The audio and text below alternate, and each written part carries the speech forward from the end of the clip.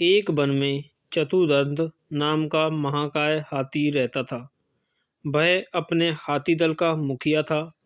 बरसों तक सूखा पड़ने के कारण वहाँ के सब झील, तलैया, ताल सूख गए और वृक्ष मुरझा गए।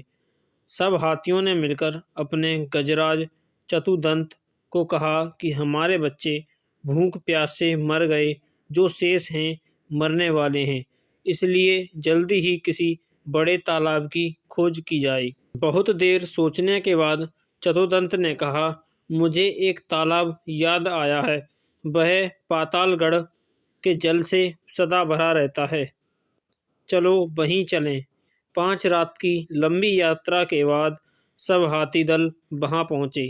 तालाब में पानी था। दिन भर पानी में खेलने के बाद हाथियों का दल शाम को बाहर निकला। तालाब के चारों ओर खरगोशों के अनगिनत बिल थे। उन बिलों में तालाब के चारों ओर खरगोशों के अनगिनत बिल थे। उन बिलों से जमीन पोली हो गई थी। हाथियों के पैरों से वे सब बिल टूट फूट गए। बहुत से खरगोश भी हाथियों के पैरों से कुचले गए। किसी की गर्दन टूट गई, किसी का पैर टूट गया, बहुत से मर भी गए। हाथियों के वापस चले जाने के बाद उन बिलों में रहने वाले छत बिछत लहूलुहान खरगोशों ने मिलकर एक बैठक की। उसमें स्वर्गवासी खरगोशों की स्मृति में दुख प्रकट किया गया तथा भविष्य के संकट का उपाय सोचा गया। उन्होंने सोचा, आसपास अन्यत्र कहीं जल न होने के कारण ये हाथी अब हर रोज इसी तरह तालाब में आया करेंगे और उनके बिलों को अपने पैरों से रौंदा करेंगे। इस प्रकार 2-4 दिनों में ही सब खरगोशों का वंशनाश हो जाएगा। हाथी का स्पर्श ही इतना भयंकर है जितना सांप का सूंघना, राजा का हंसना और मानिनी का मान। इस संकट से बचाने का उपाय सोचते सोचते एक ने सुझाव रखा, हमें अब इस स्थान को छोड़कर अन्य देश में चले जाना चाहिए। यह परित्याग ही सर्वश्रेष्ठ नीति है। एक गांव का परित्याग परिवार के लिए, परिवार के गांव के लिए, गांव का शहर के लिए और संपूर्ण पृथ्वी का परित्याग अपनी रक्षा के लिए करना पड़े तो भी कर देना चाहिए। किंतु दूसरे खरगोशों ने कहा, हम तो अपने पिता पितामह की भूमि को ना छोड़ेंगे। कुछ ने उपाय सुझाया कि खरगोशों की ओर से एक चतुर हाथियों के दलपति के पास भेजा जाए।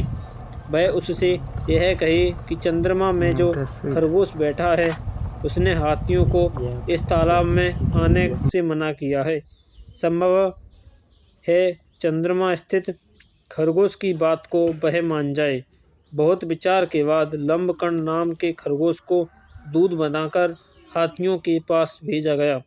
लंबकर्ण भी तालाब के रास्ते में एक ऊंचे टीले पर बैठ गया और जब हाथियों का झुंड वहां आया तो वह बोला, यह तालाब चांद का अपना तालाब है, यहाँ मत आया करो। गजराज, तू कौन है? लंबकर्ण, मैं चांद में रहने वाला खरगोश हूँ। भगवान चंद्र ने मुझे तुम्हारे पास यह कहने के लिए भेजा है कि इस तालाब में तुम मत आया करो। गजराज ने कहा, जिस भगवान चंद्र का तुम संदेश लाए हो वह इस समय कहाँ है? लंबकर्ण, इस समय वह तालाब में है। कल तुमने खरगोशों के बिलों का नाश कर दिया था। आज वे खरगोशों की विनती सुनकर यहाँ आए हैं। उन्हीं ने मुझे तुम्हारे पास भेजा है। गजराज, ऐसा ही है तो मुझे उनके दर्शन करा दो। मैं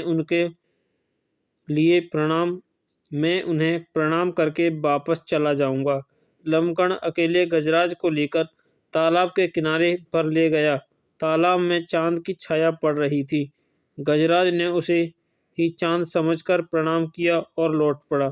उस दिन के बाद सभी हाथियों का दल तालाब के किनारे नहीं आया।